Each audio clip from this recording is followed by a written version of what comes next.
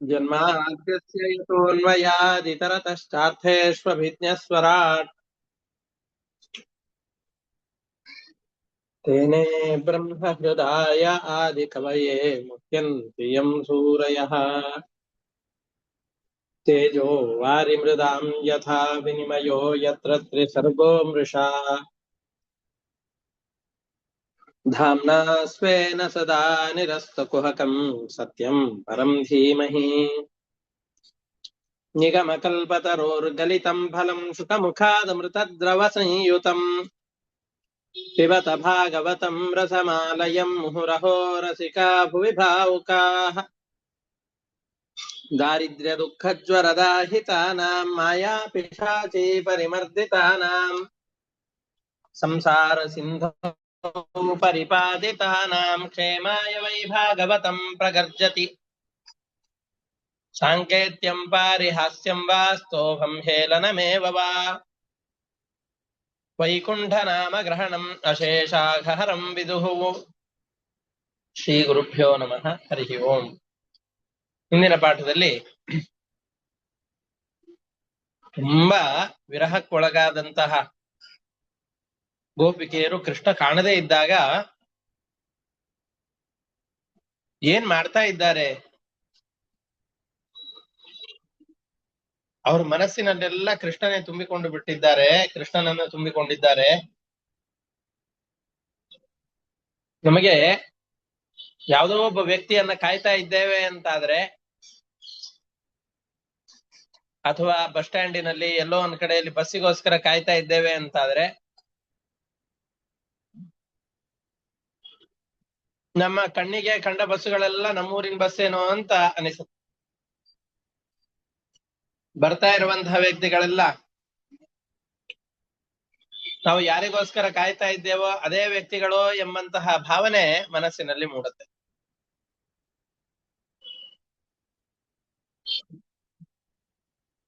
ಅದರಂತೆ ಇವರೆಲ್ಲ ಮನಸ್ಸನ್ನು ಪೂರ್ತಿಯಾಗಿ ಕೃಷ್ಣನಲ್ಲಿ ಲೀನಗೊಳಿಸಿದ್ರಿಂದಾಗಿ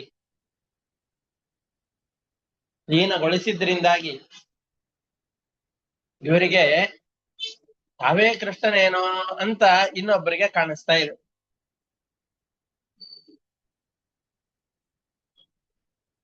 ಅವರೆಲ್ಲ ಕೃಷ್ಣನ ನಮ್ಮ ಜೊತೆಯಲ್ಲಿಯೇ ಇದ್ದಾನೆ, ಕೃಷ್ಣ ನಮ್ಮ ಜೊತೆಯಲ್ಲಿಯೇ ಇದ್ದಾನೆ ಅಂತ ಕೃಷ್ಣನನ್ನ ಬಿಟ್ಟು ಹೋಗಿದ್ದಾನೆ ಅಂತ ತಿಳಿಲಿಕ್ಕೆ ಬಹಳ ಸಮಯ ಹಿಡಿತು. ಗತಿಸ್ಮಿತ ಪ್ರೇಕ್ಷಣ ಭಾಷಣಾದಿಷು ಪ್ರಿಯಾ ಪ್ರಿಯಸ್ಯ ಪ್ರತಿರೂಢ ಮೂರ್ತಯಃ ಅಸಾವಹಂ ನಿಮಿತ್ಯ ಬಲಾಸ್ತದಾತ್ಮಿಕಾ ನಾವೇದಿಷು ಕೃಷ್ಣ ವಿಹಾರ ವಿಭ್ರಮಾಃ. ಕೃಷ್ಣನ ವಿಹಾರಗಳು, ಕೃಷ್ಣನ ಹಾವಭಾವಗಳು, ಅವನ ಹಾಡು, ಇದೆಲ್ಲವನ್ನು ಕೇಳ್ತಾ ಇದ್ದಂಥವರಿಗೆ ತಕ್ಷಣದಲ್ಲಿ ಕೃಷ್ಣ ಬರೆಯಾದಂತಹ ವಿಷಯವೂ ಕೂಡ ತಕ್ಷಣದಲ್ಲಿ ಅವರಿಗೆ ಗೊತ್ತಾಗ್ಲಿಲ್ಲ.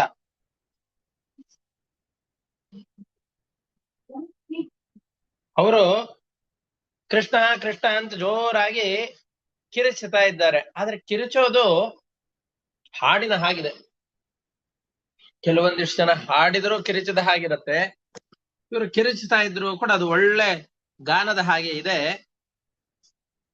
ಗಾಯಂತ್ಯ ಉಚ್ಚೈರಮುಮೇವ ಸಂಗತಾ ವಿಚೇರುರುನ್ಮತ್ತಕವದ್ವನಾದ್ವನಂ ಪಪ್ರಚ್ಛುರಾಕಾಶವದಂತರಂ ಬಹಿಃ ಭೂತೇಷು ಸಂತಂ ಪುರುಷಂ ವನಸ್ಪತೀನ್.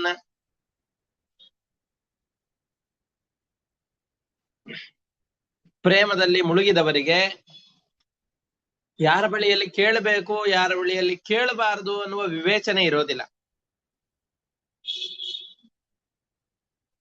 ಪರಮಾತ್ಮ ಆಕಾಶದ ಹಾಗೆ ಪ್ರತಿಯೊಂದು ಪದಾರ್ಥದ ಒಳ ಹೊರಗಡೆಯಲ್ಲಿ ಪೂರ್ತಿಯಾಗಿ ವ್ಯಾಪಿಸಿದ್ದಾನೆ. ಕೃಷ್ಣನನ್ನ ಹಾಡಿ ಹೊಗಳಿ ಒಂದು ಕಾಡಿನಿಂದ ಮತ್ತೊಂದು ಕಾಡಿಗೆ, ಒಂದು ಭಾಗದಿಂದ ಮತ್ತೊಂದು ಪ್ರದೇಶಕ್ಕೆ ಎಲ್ಲ ಕಡೆಯಲ್ಲಿ ಹುಡುಕ್ತಾ ಹುಡುಕ್ತಾ ಕೃಷ್ಣನ ಮನ ಬಿಟ್ಟು ದಿಢೀರಂತ ಎಲ್ಲಿಗೆ ಹೋಗ್ಬಿಟ್ಟ ಅಂತ ಕಾಡಿನಲ್ಲಿ ಎಲ್ಲ ದಿಕ್ಕಿನಲ್ಲೂ ಕೂಡ ಅಲಿತಾ ಇದ್ದಾರೆ. ಪರಮಾತ್ಮ ಎಲ್ಲಿದ್ದಾನೆ ಅಂತ ಗಿಡ ಮರಗಳು ಇವೆಲ್ಲವನ್ನ ಕೇಳ್ತಾ ಇದ್ದಾರೆ. ಅವ್ರು ಕೇಳ್ತಾ ಇದ್ದಾರೆ, ದೃಷ್ಟೋವ ಕಚ್ಚಿದಶ್ವತ್ಥ ಪ್ಲಕ್ಷನ್ಯಗ್ರೋಧ ಕಿಂ ಶುಕಃ ನಂದ ಸೂನುರಿಹಾಗಾತ್ ಕಿಂ ಸಹ ಹಾಸಾವಲೋಕನೈ. ಅಶ್ವತ್ಥ ವೃಕ್ಷ, ಬಸರಿ ಮರ, ಆಲದ ಮರ, ಮುತ್ತುಗದ ಮರ, ಮುತ್ತುಗದ ಎಲೆಯನ್ನು ಮಾಡ್ತೇವಲ್ಲ ಅದರ ಮರ. ಇದರಲ್ಲಿ ಒಂದು ವಿಷಯವನ್ನು ಗಮನಿಸಬೇಕು. ಪ್ರತಿಯೊಂದು ಗಿಡ ಮರಗಳಲ್ಲಿ ಗಂಧರ್ವರು, ಅಪ್ಸರೆಯರು ಇವರೆಲ್ಲ ವಾಸವಾಗಿರ್ತಾರೆ ಅಂತ ವೇದ ಮಾತಿದೆ.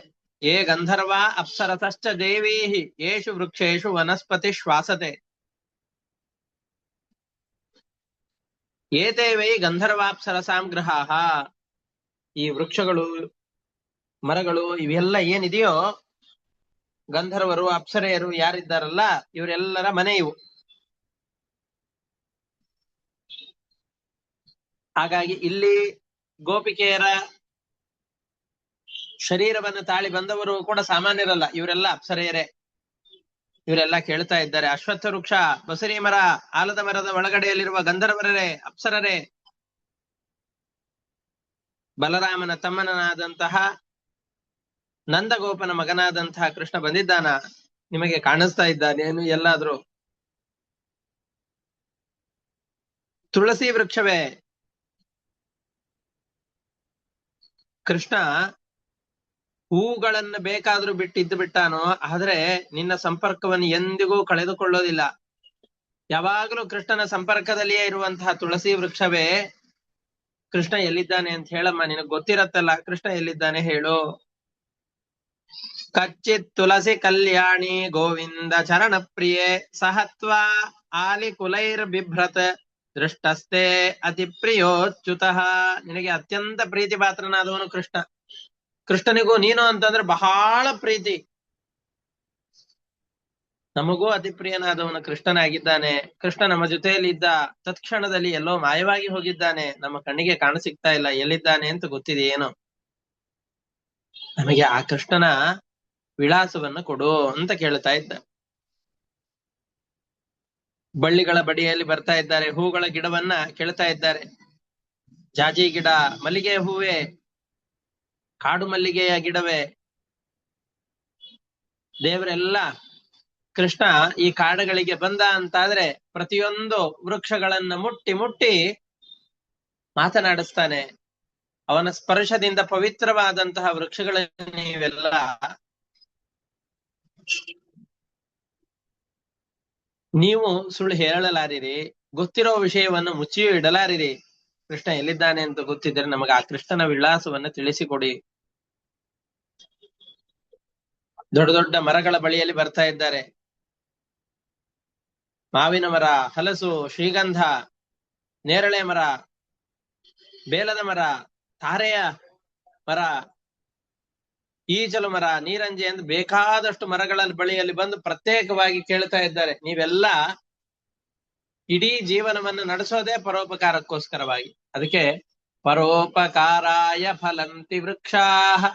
ವೃಕ್ಷಗಳೆಲ್ಲ ಬದುಕೋದು ಬರೀ ಪರೋಪಕಾರಕ್ಕೋಸ್ಕರ ಅಷ್ಟೆ, ಅದರಲ್ಲಿ ಸ್ವಾರ್ಥ ಏನೂ ಇಲ್ಲ. ಮರಗಳ ಬೇರಿನಿಂದ ಹಿಡಿದುಕೊಂಡು ತುದಿ ಭಾಗದವರೆಗೂ, ಮೇಲ್ಗಡೆಯ ತುದಿಯ ಭಾಗದವರೆಗೂ ಏನೇನು ಬೆಳೆಯುತ್ತೋ ಪ್ರತಿಯೊಂದು ಮನುಷ್ಯರ ಜೀವನಕ್ಕೆ ಒಂದಲ್ಲ ಒಂದು ರೀತಿಯಿಂದ ಉಪಯುಕ್ತವಾಗತ್ತೆ. ಎಲೆಗಳು ಗೊಬ್ಬರವಾಗಿ, ಕಟ್ಟಿಗೆಗಳೆಲ್ಲ ಸೌದೆಯಾಗಿ, ಅದರಲ್ಲಿ ಬೆಳೆದಂತಹ ಫಲಗಳು ಆಹಾರವಾಗಿ, ಕಾಂಡಗಳು ಇವೆಲ್ಲವೂ ಕೂಡ ಮನೆ ಕಟ್ಟಲಿಕ್ಕೆ, ಪ್ರತಿಯೊಂದು ಕೂಡ ಅವಯವಗಳು ಸಾರ್ಥಕವಾಗಿದೆ. ನಿಮ್ಮ ಇಡೀ ಜೀವನದಲ್ಲಿ ಫಲವನ್ನು ಕೊಡುತ್ತಾ ಮತ್ತೊಬ್ಬರಿಗೆ ಉಪಕಾರವನ್ನು ಮಾಡ್ತಾನೆ ನಿಮ್ಮ ಕಾಲವನ್ನು ಕಳೀತಾ ಇರ್ತೀರಿ.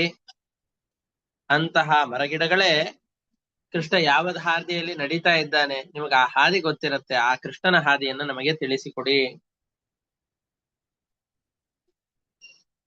ಚೂತ ಪ್ರಿಯಾಲಪನ ಸಾಸನ ಕೋವಿದಾರ ಜಂಬಕ್ಷ ಬಿಲ್ವ ಕುಲಾಮ್ರ ಕದಂಬನೀಪಾಹ ಏನ್ಯೇ ಪರಾರ್ಥ ಭವಿನೋ ಯಮುನೋಪಕೂಲಾಹ ಶಂಸಂತು ಕೃಷ್ಣ ಪದವೀಂ ರಹಿತಾತ್ಮನಾಂನಃ.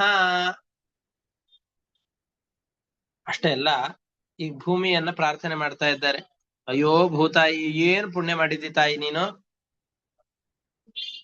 ನಿನ್ನನ್ನ ವರಾಹ ರೂಪಿಯಾದಂತಹ ಪರಮಾತ್ಮ ಆಲಿಂಗಿಸಿ ಹಿರಣ್ಯಾಕ್ಷನಿಂದ ಅಪಹೃತವಾದಂತಹ ನಿನ್ನನ್ನ ಭೂತಳದಿಂದ ಎತ್ತಿ ಕೋರೆಯ ದಾಡಿಯಿಂದಾಗಿ ರಕ್ಷಣೆ ಮಾಡಿದ್ದಾನೆ.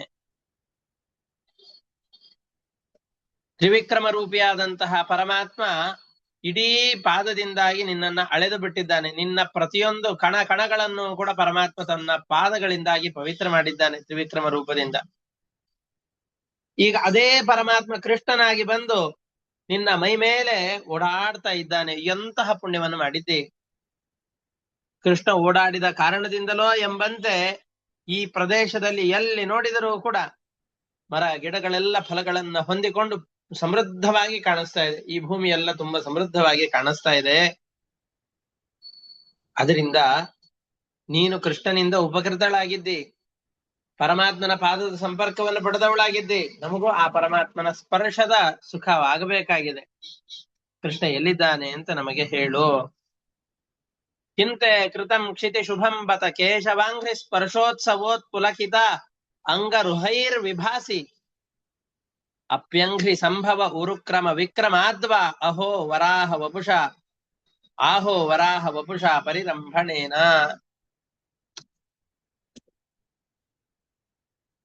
ಪರಮಾತ್ಮನ ಪಾದಗಳಿಂದ ಹುಟ್ಟಿರುವವಳು ಕೇಶವ ಎಂಬಂತಹ ಪರಮಾತ್ಮನ ರೂಪದಿಂದಾಗಿ ಹುಟ್ಟಿದವಳು ಭೂತಾಯಿ. ಪರಮಾತ್ಮನ ಪಾದಗಳಿಂದ ಹುಟ್ಟಿದ್ದಿ. ಯಾವಾಗಲೂ ಪರಮಾತ್ಮನ ಪಾದದ ಸಂಪರ್ಕ ನಿನಗೆ ಇದ್ದೇ ಇದೆ. ತ್ರಿವಿಕ್ರಮ ರೂಪಿಯಾಗಿ ಬಂದು ಅವನ ಪಾದದ ಮುಖಾಂತರವಾಗಿ ಪೂರ್ತಿಯಾಗಿ ನಿನ್ನನ್ನು ಆವರಿಸಿಕೊಂಡಿದ್ದಾನೆ.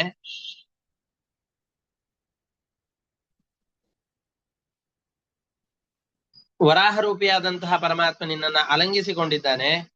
ಈಗ ಕೃಷ್ಣ ನಿನ್ನ ಮೈ ಮೇಲೆ ಓಡಾಡ್ತಾ ಇದ್ದಾನೆ. ಎಷ್ಟು ಪುಣ್ಯ ಮಾಡಿದ್ದೀಯಮ್ಮ. ಕೃಷ್ಣ ಎಲ್ಲಿದ್ದಾನೆ? ಅವನ ವಿಳಾಸವನ್ನು ಕೊಡು.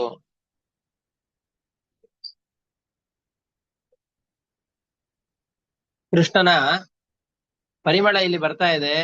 ಕೃಷ್ಣ ಓಡಿ ಹೋಗಿದ್ದನ್ನ ಜಿಂಕೆ ನೀನೇನಾದ್ರೂ ನೋಡ್ತಾ ಇದ್ದೀಯೇನೋ?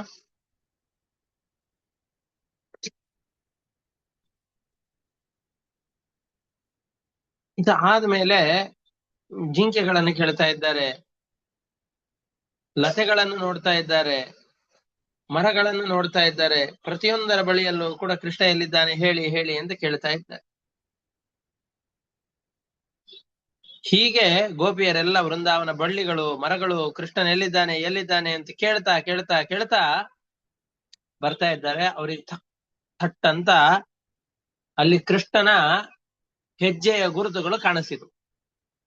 ಏವಂ ಕೃಷ್ಣಂ ಪೃಚ್ಛಮಾನ ವೃಂದಾವನ ಲತಾಸ್ತರೂನ್ ವ್ಯಚಕ್ಷಂತ ವನೋದ್ದೇಶೆ ಪದಾನಿ ಪರಮಾತ್ಮನಃ. ವೃಂದಾವನದ ಬಳ್ಳಿಗಳು ಮರಗಳು ಎಲ್ಲವನ್ನ ನೋಡ್ತಾ ಬರ್ತಾ ಇದ್ದಾರೆ. ಕೃಷ್ಣನ್ ಎಲ್ಲಿ ಅಂತ ಕೇಳ್ತಾ ಬರ್ತಾ ಇದ್ದಾರೆ. ಎಲ್ಲಿಂದಲೂ ಉತ್ತರ ಸಿಗ್ಲಿಲ್ಲ. ಪದಾನಿ ಪರಮಾತ್ಮನಃ ವ್ಯಚಕ್ಷಂತ.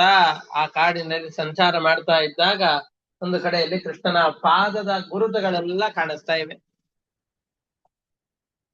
ಯಾಕೆ ಇದು ಕೃಷ್ಣನ ಹೆಜ್ಜೆ ಗುರುತುಗಳು ಅಂತ ಹೇಗೆ ಗೊತ್ತಾಯ್ತು? ಮನುಷ್ಯರು ನೂರಾರು ಜನ ಓಡಾಡ್ತಾರೆ.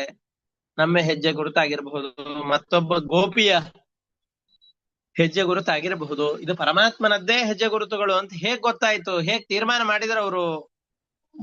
ಪದಾನಿ ವ್ಯಕ್ತಮೇತಾನಿ ನಂದ ಸೂನೋರ್ಮಹಾತ್ಮನಃ ಲಕ್ಷ್ಯಂತೆ ಹಿ ಧ್ವಜಾಂಭೋಜ ವಜ್ರಾಂಕುಶಲತಾದಿಭಿ.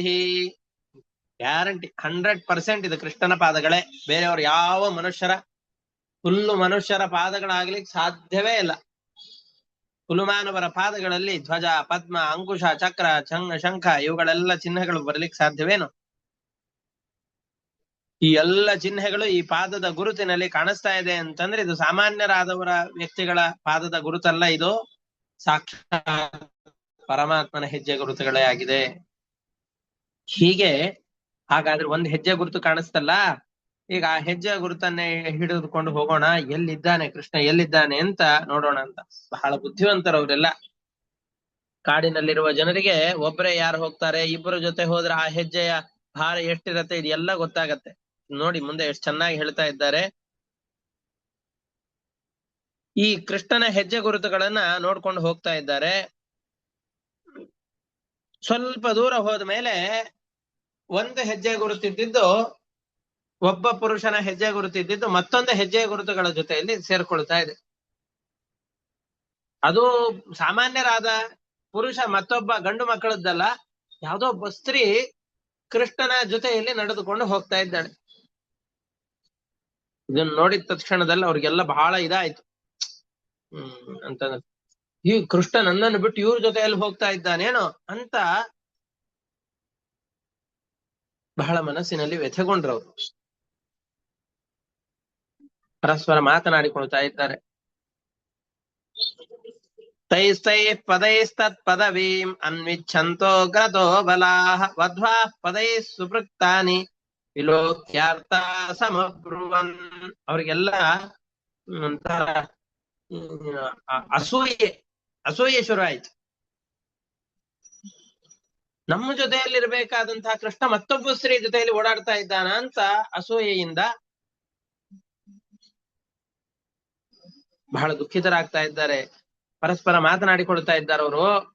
ಕಸ್ಯ ಪದಾನಿ ಚೈತಾನಿ ಯಾತಾಯಾನಂದ ಸೂನುನ ಅಂಸೆ ನ್ಯಸ್ತ ಪ್ರಕೋಷ್ಠಾಯ ಕರಿಣ್ಯಾ ಕರಿಣಾ ಯಥಾ. ಎಷ್ಟು ಸೂಕ್ಷ್ಮವಾಗಿ ಇದನ್ನು ಹೇಳ್ತಾರೆ ಅಂತಂದ್ರೆ, ಇವಳು ಕೃಷ್ಣನ ಹೆಗಲ ಮೇಲೆ ಹೆಗಳನ್ನೇ ಇಟ್ಟುಕೊಂಡು ನಡೆದಿದ್ದಾಳೆ. ಯಾಕೆ ಅಂತಂದ್ರೆ ಈ ಭಾಗದ ಕಾಲು ಸ್ವಲ್ಪ ಭೂಮಿಗೆ ಒತ್ತಿದೆ, ಈ ಭಾಗದ ಕಾಲು ಭೂಮಿಗೆ ಒತ್ತಿಲ್ಲ. ಈ ಕಡೆ ಭಾರ ಬೀಳ್ಬೇಕು, ಈ ಕಡೆಯಲ್ಲಿ ಕೃಷ್ಣ ನಡೀತಾ ಇದ್ದಾನೆ ಅಂತಂದ್ರೆ ಅವಳು ಕೃಷ್ಣನ ಹೆಗಲ ಮೇಲೆ ಕೈಯನ್ನ ಹಾಕಿರ್ಲೇಬೇಕು. ಯಾರು? ನಮ್ಮಲ್ಲಿ ಎಲ್ಲರನ್ನ ಲೆಕ್ಕ ಹಾಕಿ ನೋಡೋಣ, ಎಲ್ರು ಇದ್ದಾರೋ ಇಲ್ಲೋ. ನಮ್ಮಲ್ಲಿ ಯಾವುದೋ ಒಬ್ಬ ಗೋಪಿಗೆ ನಮ್ಮೆಲ್ಲರ ಕಡೆಯಿಂದಾಗಿ ಕೃಷ್ಣನನ್ನ ಅಪಹಾರ ಮಾಡ್ಕೊಂಡು ಹೋಗಿದ್ದಾಳೆ ಅಂದ್ರೆ ಸರಿಯಾಗಿ ಅವಳಿಗೆ ಶಿಕ್ಷೆ ಕೊಟ್ರ ಆಯ್ತು. ಇದನ್ನ ನೋಡಿದ ತಕ್ಷಣದಲ್ಲಿ ಮತ್ತಷ್ಟು ಹೊಟ್ಟೆ ಕಿಚ್ಚು ಶುರು ಆಯ್ತು. ಅಯ್ಯೋ, ನನ್ನ ಪತಿಯಾದ ಕೃಷ್ಣನನ್ನ ಬೇರೆ ಯಾರೋ ಒಬ್ರು ಹೆಗಲ ಮೇಲೆ ಕೈ ಹಾಕೊಂಡು ಹೋಗೋದೇನೋ ಅಂತ ವ್ಯಥೆಗೊಳ್ತಾ ಇದ್ದ. ಅಂಸೇ ನ್ಯಸ್ತ ಪ್ರಕೋಷ್ಠಾಯ ಕರಿಣ್ಯಾ ಕರಿಣಾ ಯಥಾ. ಕೃಷ್ಣನ ಹೆಗಲ ಮೇಲೆ ಮುಂಗೈಯನ್ನಿಟ್ಟುಕೊಂಡು ಈ ಹೆಣ್ಣಾನೆ ಗಂಡಾನೆ ಎರಡೂ ಕೂಡ ಹೋಗ್ತಾ ಇರತ್ತಲ್ಲ, ಹಾಗೆ ಇವರಿಬ್ರು ಹೋಗ್ತಾ ಇದ್ದಾರೆ. ಯಾರು ಅವಳು? ಆ ಗೋಪಿಗೆ ಯಾರು? ಅಷ್ಟೇ ಇಲ್ಲ, ಅವಳ ಮೇಲೆ ಸ್ವಲ್ಪ ಇದು ಬರ್ತಾ ಇದೆ, ಅಸೂಯೆ ಆಗ್ತಾ ಇದೆ. ನಮ್ಮನ್ನೆಲ್ಲ ಬಿಟ್ಟು ಇವ್ರು ಹೋಗ್ತಾ ಇದ್ದಾರೆ ಅಂತಂದು ಹೇಳಿದ್ರೆ, ನಮ್ಮನ್ನೆಲ್ಲ ಬಿಟ್ಟು ಇವ್ರು ಹೋಗ್ತಾ ಇದ್ದಾರೆ ಅಂತಂದು ಹೇಳಿದ್ರೆ ಕೃಷ್ಣ ಅವಳಿಗೆ ಒಲಿದಿದ್ದಾನೆ ಅಂತ ಆದ್ರೆ ಅವಳು ಸಾಮಾನ್ಯಲಾಗಿರ್ಲಿಕ್ಕೆ ಸಾಧ್ಯವೇ ಇಲ್ಲ. ಯಾಕೆ ಅಂತಂದು ಹೇಳಿದ್ರೆ, ಕೃಷ್ಣನೇನಾದ್ರೂ ಅವಳಿಗಿಂತ ನಮ್ಮ ಮೇಲೆ ಹೆಚ್ಚಿಗೆ ಪ್ರೀತಿ ಇತ್ತು ಅಂತಂದ್ರೆ, ನಾವು ಮಾಡಿದ ಸಾಧನೆ ಹೆಚ್ಚಿಗೆ ಇತ್ತು ಅಂದ್ರೆ ನಮ್ಮ ಜೊತೆಯಲ್ಲೇ ಇರ್ತಾ ಇದ್ದ. ನಾವ್ ಏನೇನು ಸೇವೆ ಮಾಡಿದ್ದೇವೋ, ನಾವು ಮಾಡಿದ ಸೇವೆಗಿಂತ ಮಿಗಿಲಾದ ಸೇವೆಯನ್ನ ಇವಳು ಏನೋ ಮಾಡಿದ್ದಾಳೆ. ಅದಕ್ಕೆ ಅವಳ ಆರಾಧನೆಯಿಂದ ಸಂತುಷ್ಟನಾದಂತಹ ಪರಮಾತ್ಮ ನಮ್ಮೆಲ್ಲರನ್ನು ಬಿಟ್ಟು ಅವರ ಜೊತೆಯಲ್ಲಿ ಹೋಗ್ತಾ ಇದ್ದಾನೆ. ಅನಯಾರಾಧಿತೋ ನೂನಂ ಭಗವಾನ್ ಹರಿರೀಶ್ವರ ಯನ್ನೋ ವಿಹಾಯ ಗೋವಿಂದ ಪ್ರೀತೋ ಆನಯದ್ರಹ. ಆನಯದ್ರಹ, ನಮ್ಮನ್ನು ಬಿಟ್ಟು ಏಕಾಂತಕ್ಕೆ ಇವಳನ್ನು ಕರೆದುಕೊಂಡು ಹೋಗಿರ್ಬೇಕು ಅಂತಂದ್ರೆ ನಮಗಿಂತ ವಿಶೇಷವಾದ ಸೇವೆಯನ್ನು ಇವಳು ಮಾಡಿರ್ಬೇಕು. ಪರಮಾತ್ಮನ ಈ ಪಾದಧೂಳುಗಳು ಎಷ್ಟು ಧನ್ಯವಾದಂತಹದ್ದು. ಬ್ರಹ್ಮ ರುದ್ರಾದಿ ದೇವತೆಗಳೆಲ್ಲ ಈ ಪಾದದ ಧೂಳುಗಳನ್ನ ತಲೆಯ ಮೇಲೆ ಧರಿಸ್ತಾರೆ.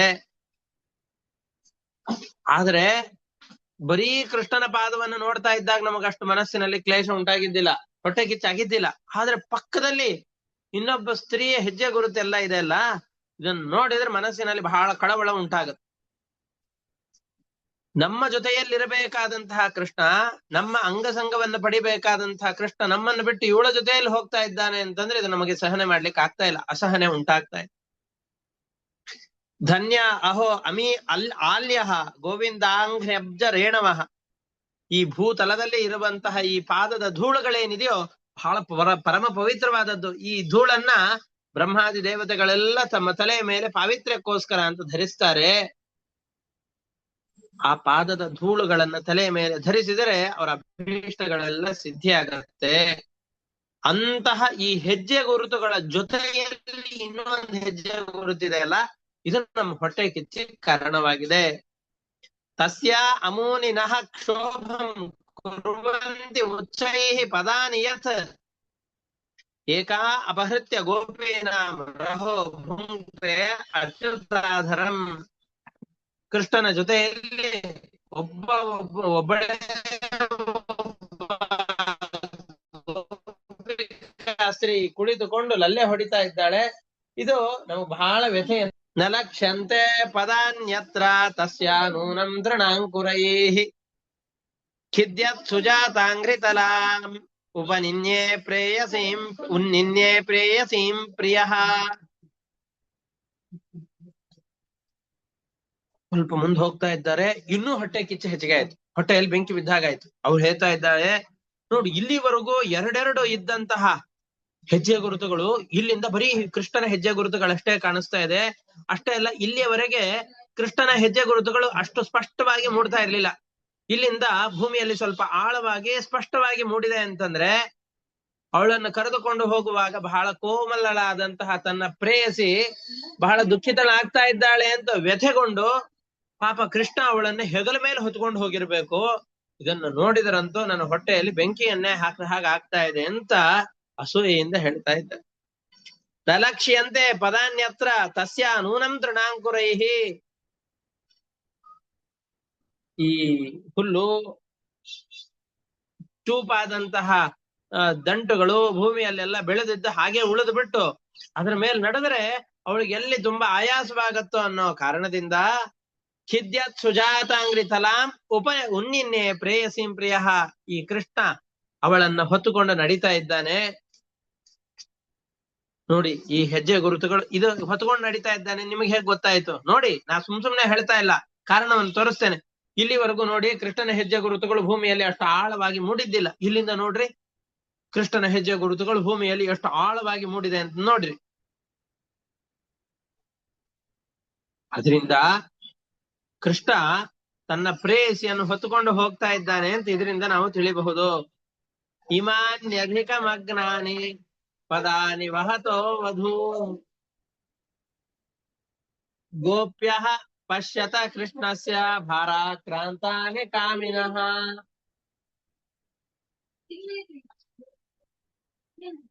ಅತ್ರಾವರೋಪಿತ ಕಾಂತ ಪುಷ್ಪ ಹೇತೋರ್ಮಹಾತ್ಮನ. ಸ್ವಲ್ಪ ದೂರದವರೆಗೂ ಕೃಷ್ಣ ಅವಳನ್ನು ಹೊತ್ತುಕೊಂಡು ಹೋಗಿ ಇಲ್ಲಿ ಕೃಷ್ಣ ಅವಳನ್ನು ಇಳಿಸ್ಬಿಟ್ಟಿದ್ದಾನೆ. ನೋಡಿ ಯಾಕೆ ಕೃಷ್ಣ ಇಲ್ಲಿ ಇಳಿಸಿದ್ದಾನೆ ಗೊತ್ತಾ ಅವಳನ್ನ? ಯಾಕೆ ಅಂತಂದ್ ಹೇಳಿದ್ರೆ, ಇಲ್ಲೇ ಪಕ್ಕದಲ್ಲಿ ಎಲ್ಲ ನೋಡಿ ದೊಡ್ಡ ದೊಡ್ಡ ಹೂಗಳ ಗಿಡಗಳೆಲ್ಲ ಇವೆ. ಈ ಹೂಗಳೆಲ್ಲವನ್ನು ಕೂಡ ಬಿಡಿಸಿ ಅವಳಿಗೆ ಕೊಡ್ಬೇಕು, ಅವಳನ್ನ ಒಲಿಸಿಕೊಳ್ಬೇಕು ಎಂಬ ಉದ್ದೇಶದಿಂದಾಗಿ ಅವಳಿಗೆ ಅನೇಕ ಪರಿಮಳಯುಕ್ತವಾದಂತಹ ಹೂಗಳನ್ನ ತಾನೇ ಬಿಡಿಸಿ ಕೊಡಬೇಕು ಎಂಬ ಉದ್ದೇಶದಿಂದಾಗಿ ಕೃಷ್ಣ ಅವಳನ್ನ ಇಳಿಸಿದ್ದಾನೆ. ಯಾಕೆ ಅಂತಂದ್ರೆ ಇಲ್ಲಿ ಅವನ ಹೆಜ್ಜೆ ಗುರುತುಗಳು ಹಿಂದೆ ಎಷ್ಟು ಆಳವಾಗಿತ್ತೋ ಅಷ್ಟು ಆಳವಾಗಿಲ್ಲ.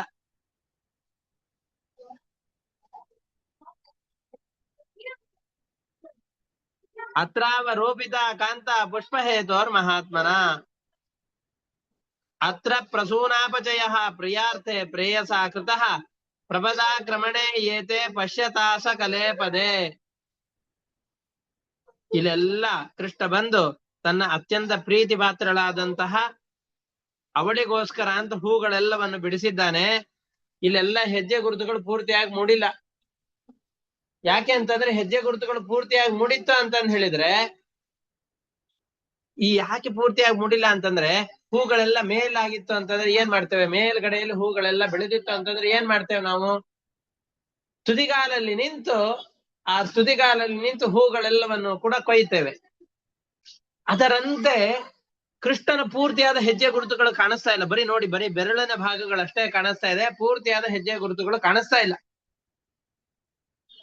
ಹಾಗಾಗಿ ಈ ಹೆಜ್ಜೆಗಳು ಪೂರ್ತಿಯಾಗಿ ಮೂಡಿಲ್ಲ ಅನ್ನೋದರಿಂದಾಗಿ ನಾನು ತಿಳಿತೇನೆ, ಇಲ್ಲೇ ಕೃಷ್ಣ ಹೆಜ್ಜೆ ಗುರುತುಗಳನ್ನ ಮುಂಗಾಲಿನ ಮೇಲೆ ನಿಂತು ಕೃಷ್ಣ ಆ ಹೂಗಳನ್ನ ಕೊಯ್ದು ಅವಳಿಗೋಸ್ಕರ ಅಂತ ಹೂವನ್ನು ಕೊಡ್ತಾ ಇದ್ದಾನೆ. ಅಷ್ಟೇ ಅಲ್ಲ, ಆ ಹೂಗಳಿಂದ ಕೃಷ್ಣ ತಾನೇ ಅವಳಿಗೆ ಕೇಶಾಲಂಕಾರವನ್ನು ಮಾಡಿದಾನೆ ಅಂತ ಕಾಣಿಸ್ತಾ ಇದೆ. ಯಾಕೆ ಅಂತಂದ್ರೆ ಇಲ್ಲಿ ಕೃಷ್ಣನ ಯಾವ ಪಾದಗಳು ಕಾಣಿಸ್ತಾ ಇಲ್ಲ, ಕಲ್ಲು ಬೇರೆ ಇದೆ. ಇಲ್ಲೆಲ್ಲ ಬಳ್ಳಿಗಳು, ಹೂವಿನ ಮರಗಳು ಇವೆಲ್ಲವೂ ಇದೆ, ಪಕ್ಕದಲ್ಲೇ ದೊಡ್ಡ ಕಲ್ಲಿದೆ. ಇಲ್ಲಿ ನೋಡಿದ್ರೆ ಪೂರ್ತಿಯಾಗಿ ದಪ್ಪವಾಗಿ ಹೆಜ್ಜೆ ಗುರುತುಗಳು ಕಾಣಿಸ್ತಾ ಇತ್ತು. ಸ್ವಲ್ಪ ಮುಂದೆ ಹೋದ್ರೆ ಆ ಹೆಜ್ಜೆ ಗುರುತುಗಳು ಒಂದೇ, ಏನದು ಕೃಷ್ಣನ ಹೆಜ್ಜೆ ಗುರುತುಗಳು ಅಷ್ಟು ಭಾರವಾಗಿಲ್ಲ. ಅವಳನ್ನ ಕಲ್ಲಿನ ಮೇಲೆ ಕುಡಿಸಿದ್ದಾನೆ. ಈ ಸ್ಥಳಕ್ಕೆ ಬಂದು ನೋಡಿದ್ರೆ ಬರೀ ಬೆರಳಿನ ಭಾಗಗಳಷ್ಟೇ ಕಾಣಿಸ್ತಾ ಇದೆ. ಅಂದ್ರೆ ಕೃಷ್ಣ ಇಲ್ಲಿ ಪಾದಗಳನ್ನು ಒತ್ತಿ ಹೂಗಳನ್ನು ಕೊಯ್ದಿದ್ದಾನೆ. ಮತ್ತೆ ಅವನ ಹೆಜ್ಜೆ ಗುರುತುಗಳು ಕಾಣಿಸ್ತಾ ಇಲ್ಲ. ಇಲ್ಲಿ ಕೂತಿದ್ದಾರೆ ಕೃಷ್ಣ ಅವಳ ಹೆರಳಿಗೆ ಹೂಗಳನ್ನು ಮುಡಿಸ್ತಾ ಇದ್ದಾನೆ. ಡಿಟೆಕ್ಟಿವ್ಗಳೆಲ್ಲ ಯಾವ್ದಾದ್ರು ಒಂದು ಭಯಂಕರವಾದ ಕೇಸ್ ಇತ್ತು ಅಂತಂದ್ರೆ ಅದನ್ನೆಲ್ಲ ಹೇಗ್ ಸಾಲ್ವ್ ಮಾಡ್ತಾರಲ್ಲ, ಆ ತರ ಇಲ್ಲಿ ಇವರೆಲ್ಲ ಕೃಷ್ಣ ಯಾರ ಜೊತೆಯಲ್ಲಿ ಹೋಗಿದ್ದಾನೆ, ಅವಳ ಜೊತೆಯಲ್ಲಿ ಹೋದವಳ ಜೊತೆ ಏನೇನ್ ಮಾಡ್ತಾ ಇದ್ದಾನೆ ಅಂತ ಊಹೆಯಿಂದ ಆ ಹೆಜ್ಜೆ ಗುರುತು ಇವೆಲ್ಲವನ್ನು ನೋಡಿ ವಿಚಾರ ಮಾಡ್ತಾ ಇದ್ದಾನೆ. ಕೇಶ ಪ್ರಸಾಧನಂ ತ್ವತ್ರ ಕಾಮಿನ್ಯಾ ಕಾಮಿನಾ ಕೃತಂ. ಕೃಷ್ಣನಿಗೆ ಎಷ್ಟು ಆ ಸ್ತ್ರೀಯ ಮೇಲೆ ಆಸೆ ಇದೆ ನೋಡು. ಅದಕ್ಕೋಸ್ಕರ ಹೂಗಳನ್ನು ಕಿತ್ತ, ಆ ಹೂಗಳನ್ನು ತಾನೇ ಪೋಣಿಸಿದ, ಅವಳನ್ನು ಇಲ್ಲಿ ಕೂಡಿಸಿ ತಾನೇ ಅವಳ ತಲೆಗೆಲ್ಲ ಇನ್ನ ಹಾಕ್ತಾ ಇದ್ದಾನೆ, ಹೂವಿನ ಅಲಂಕಾರವನ್ನು ಮಾಡ್ತಾ ಇದ್ದಾನೆ. ಕೃಷ್ಣ ನಮಗೆ ಮೋಸ ಮಾಡಿಬಿಟ್ಟಿದ್ದಾನೆ ಅಂತ ಮನಸ್ಸಿನಲ್ಲಿ ಯೋಚನೆ ಮಾಡ್ತಾ ಇದ್ದಾನೆ. ರೇಮೇ ತಯಾ ಚಾತ್ಮರತಃ ಆತ್ಮ ರಾಮೋಪ್ಯ ಖಂಡಿತ. ಪಾಪ ಕೃಷ್ಣದಲ್ಲಿ ಏನ್ ತಪ್ಪಿದೆ, ಅವನಿಗೆ ಯಾರು ಬೇಕಾಗಿಲ್ಲ, ಯಾರು ಬೇಕಾಗದೆ ಹೋದ್ರು ಕೂಡ ಕೃಷ್ಣ ಇಲ್ಲಿ ಅವಳ ಜೊತೆಯಲ್ಲಿ ಇದ್ದಾನೆ ಅಂದ್ರೆ ಅವಳೇ ಏನೋ ಮೋಹ ಮಾಡಿರ್ಬೇಕು. ಅವನಿಗೇನ್ ಬೇಕು, ಯಾವ ಸ್ತ್ರೀ ಅಪೇಕ್ಷೆಯೂ ಇಲ್ಲ ಕೃಷ್ಣನಿಗೆ. ಇವಳೇ ಏನೋ ಮೋಹ ಮಾಡಿಕೊಂಡು ತನಗೋಸ್ಕರ ಒಲಿಸಿಕೊಂಡು ಕೃಷ್ಣನಿಂದಾಗಿ ಬೇಕಾದದ್ದನ್ನೆಲ್ಲ ಪಡಿತಾ ಇದ್ದಾಳವಳು. ಇತ್ಯೇವಂ ಪ್ರಲಪಂತ್ಯಸ್ತಾಹ ಚೇರುರ್ಗೋಪ್ಯೋ ವಿಚೇತನಾಹ ಕಾಮಿನಾಂ ದರ್ಶಯನ್ ದೈನ್ಯಂ ಸ್ತ್ರೀಣಾಂ ಚೈವ ದುರಾತ್ಮನಾಂ. ಹೀಗೆ ಪ್ರಲಾಪ ಮಾಡ್ತಾ ಇದ್ದಾರೆ, ಬಹಳ ದುಃಖಿತರಾಗ್ತಾ ಇದ್ದಾರೆ. ಬರೀ ಅವಳ ಜೊತೆಯಲ್ಲಿ ಅಷ್ಟೇ ಕೃಷ್ಣ ಇದ್ದಾನೆ ಅಂತ ಮನಸ್ಸಿನಲ್ಲಿ ಬಹಳ ದುಃಖಿತರಾಗ್ತಾ ಇದ್ದಾರೆ. ಇದೆಲ್ಲ ಕಾಮುಕರಾದಂತಹ, ಅಂದ್ರೆ ಯಾರದೋ ಒಬ್ಬರ ಪ್ರೇಮದಲ್ಲಿ ಬಿದ್ದಂತಹ ಪುರುಷರಾಗಿರ್ಲಿ ಸ್ತ್ರೀಯರಾಗಿರ್ಲಿ ಹೇಗೆ ತಮ್ಮ ಪ್ರೀತಿಯಲ್ಲಿ ಮುಳುಗಿ ಹೋಗಿರ್ತಾರೆ, ತಮ್ಮ ಪ್ರಿಯಕರ ಮತ್ತೊಬ್ಬರ ಜೊತೆಯಲ್ಲಿ ಹೋದ ಅಂತಂದ್ರೆ ಯಾವ ರೀತಿಯಾಗಿ ದುಃಖ ಪಡ್ತಾರೆ, ವ್ಯಥೆಗೊಳ್ತಾರೆ, ಅಸಹನೆಗೆ ಒಳಗಾಗ್ತಾರೆ. ಇದೆಲ್ಲವನ್ನು ಕೂಡ ಜನರಿಗೆ ತೋರಿಸ್ಬೇಕು. ಅದಕ್ಕೋಸ್ಕರ ಸ್ತ್ರೀಯರೆಲ್ಲ ಈ ರೀತಿ ಮಾಡುವ ಹಾಗೆ ಕೃಷ್ಣ ಮಾಡ್ತಾ ಇದ್ದಾನೆ. ಕೃಷ್ಣ ಗರ್ವದಿಂದ ತೋರ್ತಾ ಇದ್ದಂತಹ ಅವರ ಗರ್ವವನ್ನ ನಿಧಾನವಾಗಿ ಇಳಿಸ್ತಾ ಇದ್ದಾನೆ. ಈಗ ಯಾವುದೋ ಒಬ್ಬ ಗೋಪಿ ಕೃಷ್ಣನನ್ನ ಕರೆದುಕೊಂಡು ಹೋಗ್ತಾ ಇದ್ದಾಳಲ್ಲ, ಯಾವುದೋ ಒಬ್ಬ ಗೋಪಿ ಕೃಷ್ಣನನ್ನ, ಯಾವುದೋ ಒಬ್ಬ ಗೋಪಿ ಅಂತ ಕರೆದುಕೊಂಡು ಹೋಗಿದ್ದಾಳೆ ಕೃಷ್ಣನನ್ನ. ಯಾವುದೋ ಒಬ್ಬ ಗೋಪಿ ಕೃಷ್ಣನನ್ನ ಕರೆದುಕೊಂಡು ಹೋಗ್ತಾ ಇದ್ದಾಳೆ.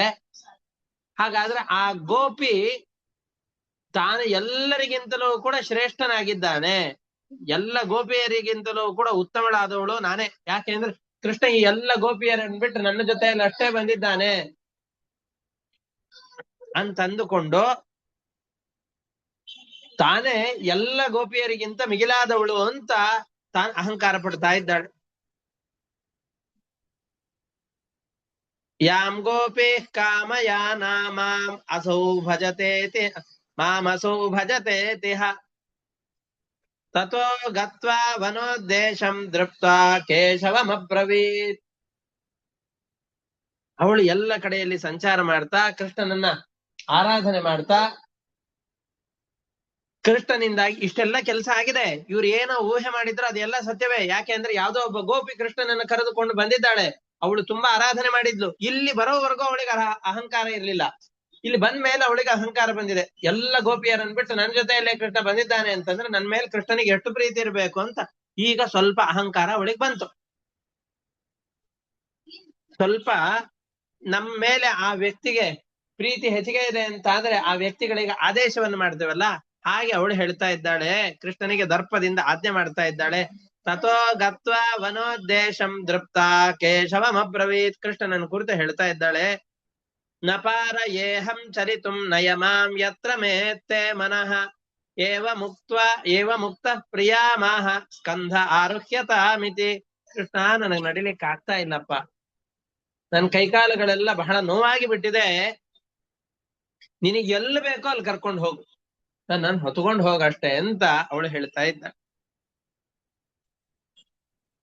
ಈ ರೀತಿಯಾಗಿ ಕೃಷ್ಣ ಹೇಳ್ತಾ ಇದ್ದಾನೆ, ಹೌದಾ ನಿನ್ನನ್ನು ಹೊತ್ಕೊಂಡು ಹೋಗ್ಬೇಕಾ, ಆಯ್ತು ಅಂತ ಹೆಗಲ ಮೇರೇರು ಅಂತ ಅಂದ.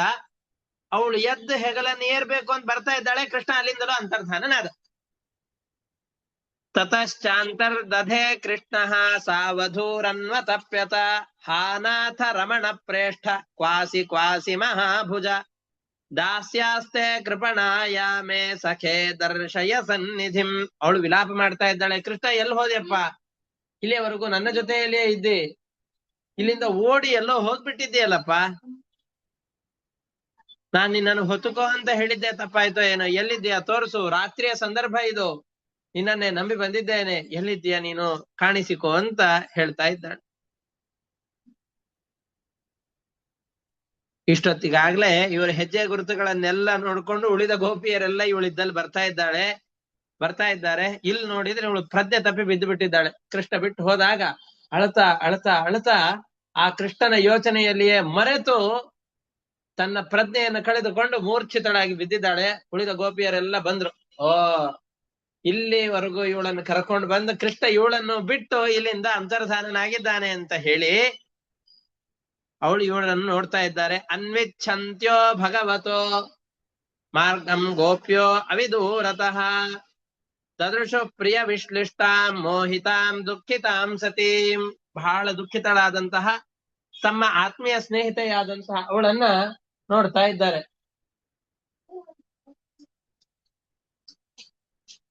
ಅವಳಿಂದ ಏನೇನಾಯ್ತು ಅಂತ ಎಲ್ಲ ವಿಚಾರವನ್ನು ಕೇಳ್ತಾ ಇದ್ದಾರೆ.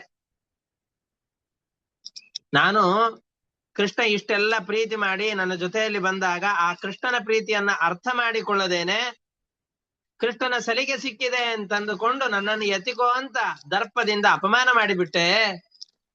ಹಾಗಾಗಿ ಕೃಷ್ಣ ಇಲ್ಲಿಂದ ಲೀನನಾಗಿದ್ದಾನೆ ಅಂತ ಅವಳು ಯೋಚನೆ ಮಾಡ್ತಾ ಇದ್ದಾಳೆ.